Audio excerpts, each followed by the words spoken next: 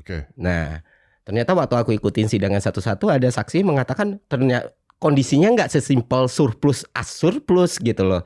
Ada kondisi di mana di bulan keberapa gitu menjelang Lebaran di beberapa Butuhkan, daerah betul. dibutuhkan, Ya. sedangkan konsentrasinya itu berantakan karena infrastruktur waktu itu belum sebagus sekarang kan.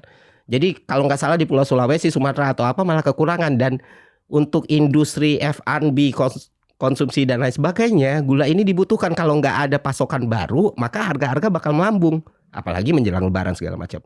Nah, dari yang aku pahami, Pak Tom Lembong akhirnya ngambil keputusan nih waktu itu. Ya udah, kita impor gula aja, pakai swasta. Nah ini kan yang sering digoreng orang nih. Wah, dia nggak pakai BUMN tapi pakai swasta. Salah berarti.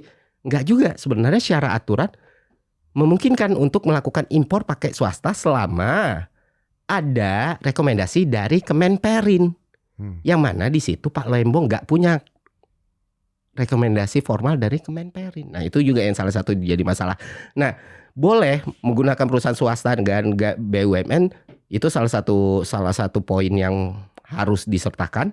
Kedua, sebenarnya BUMN sendiri itu lebih siap ke impor gula jadi yang harganya bisa jadi malah naikin harga. Nah, pemikiran Pak Tom Lembong waktu itu kenapa gula mentah, supaya kalau gula mentah masuk, industrinya hidup karena ada proses pengolahan gitu kan. Jadi ya sudah, dia harga gula mentahnya lebih murah dan diolah ketika dijual di Indonesia itu jadi lebih murah sehingga harga itu tidak naik gitu.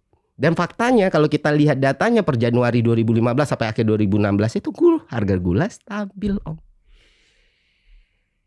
Lucu kayak ya? Dan itu bukan yang paling lucu, yang paling anehnya lagi. Nah, setelah dibaca nih dakwaannya, dibaca nih keputusannya, barulah itu aku, ini beneran ya aku. Dakwaan yang pertama nggak ada tuh mens rea dibilang sama hakimnya, itu aneh sih. Terus kedua nggak ada dana aliran pribadi. Ketiga, didakwa karena mengutamakan ekonomi kapitalistik dibanding ekonomi Pancasila. Apa itu ekonomi kapitalistik? Karena kalau kapitalisme dipahami dengan pendekatan Marx itu modus produksi. Kalau kapitalisme itu dipahami dengan pasar bebas, maka kebijakan pemerintah untuk melanggarkan impor sekarang adalah kebijakan pro kapitalis. Nah,